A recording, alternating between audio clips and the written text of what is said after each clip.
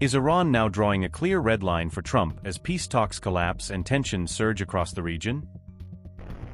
With Tehran warning of a decisive response, is more bloodshed inevitable if the US or Israel provoke another round of conflict? Has the message from Mojtaba's camp become unmistakable, that Washington's pressure tactics will not work this time? When Iran's commander says, "This is not Venezuela," is it a direct warning that its oil and sovereignty will not be exploited?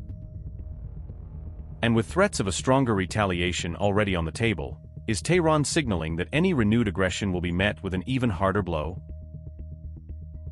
A senior Iranian military official has issued a strong warning to the United States as tensions continue to escalate across the region. Iran's top commander cautioned that any fresh provocation by the US or Israel would trigger a severe and potentially wide-ranging response.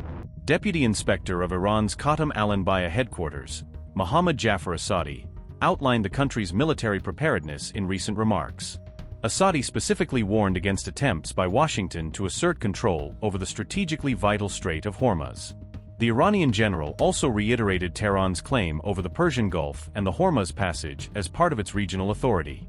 He further stated that the United States has no legitimate role in influencing or interfering in Middle Eastern affairs.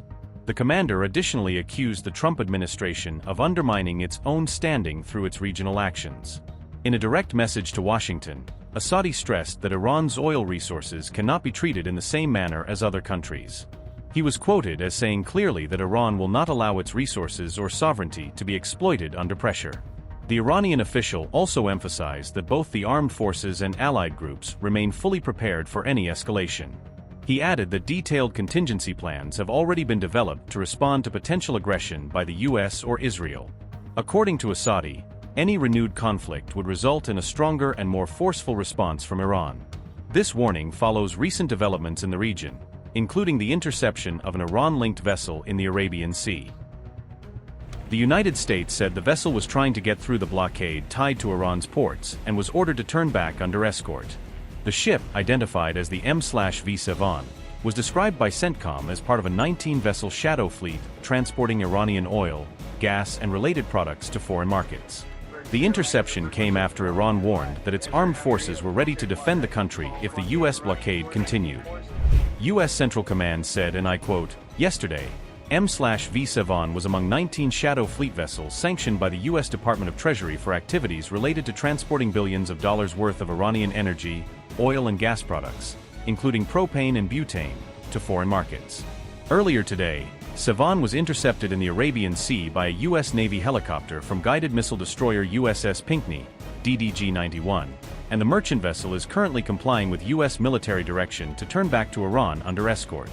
U.S. forces continue to enforce U.S. sanctions and fully implement the blockade against ships entering or departing Iranian ports. 37 vessels have been redirected since the start of the blockade. Unquote. The U.S. Navy moved after War Secretary Pete Hegseth expanded the blockade posture, with the interception carried out by a Navy helicopter launched from a USS Pinckney. The United States has imposed an ironclad blockade that grows more powerful by the day. From the Gulf of Oman to the open oceans, our Navy is enforcing this blockade without hesitation or apology. I'll say this, every ship that the U.S. believes meets our criteria, either Iranian ships or to and from Iranian ports, has been turned around. As of this morning, 34 total. Non-Iranian vessels are allowed to transit, and many have, including overnight. Not only is the blockade growing, in fact, a second aircraft carrier will join the blockade in just a few days. No one sails from the Strait of Hormuz to anywhere in the world without the permission of the United States Navy. To the regime in Tehran, the blockade is tightening by the hour. We are in control, nothing in, nothing out. President Trump has authorized the United States Navy to destroy any Iranian fast boats that attempt to put mines in the water or disrupt passage through the Strait of Hormuz, to shoot and kill. Our commanders have clear rules of engagement. If Iran is putting mines in the water or otherwise threatening American commercial shipping or American forces, we will shoot to destroy. No hesitation, just like the drug boats in the Caribbean.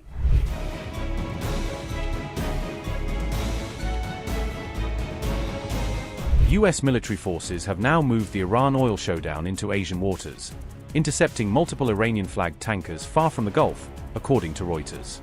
Sources say at least 3 of those Iranian tankers, operating near India, Malaysia, and Sri Lanka, were ordered to change course and abandon their original voyages. Shipping and security officials report that the vessels were deliberately redirected away from their planned routes, effectively cutting them off from intended buyers.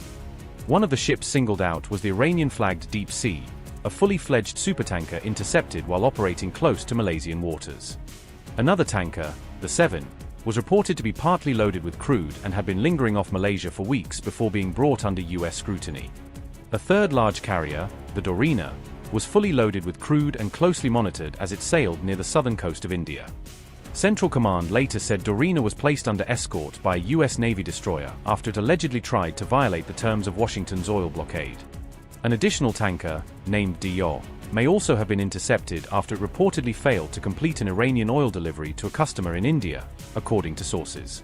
Overall, reports suggest that nearly 30 vessels have now been ordered to turn back or return to port since the U.S.-led blockade effort began.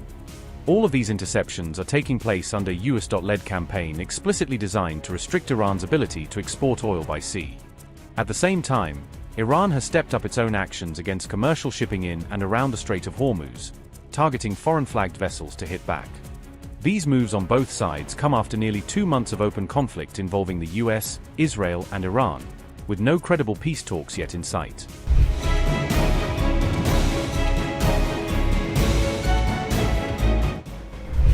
On April 25th, Trump also called off the Pakistan diplomacy track, canceling the planned trip by his envoys for talks with Iran. That move came after Iran's foreign minister had already left Pakistan before the U.S. envoys departed, deepening the collapse of the latest effort to restart talks. Okay, you probably heard that we canceled the trip. We have all the cards. We're not going to spend 15 hours in airplanes all the time going back and forth to be giving a document that was not good enough. And so we'll deal by telephone, and they can call us anytime they want. Again, we have all the cards. They have no military left, practically. They have no leaders left. We don't know who the leaders are.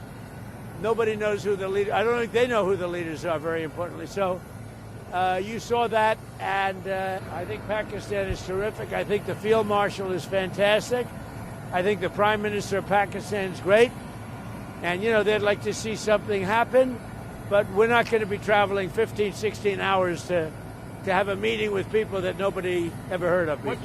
What changed to make you make that decision? Too much travel.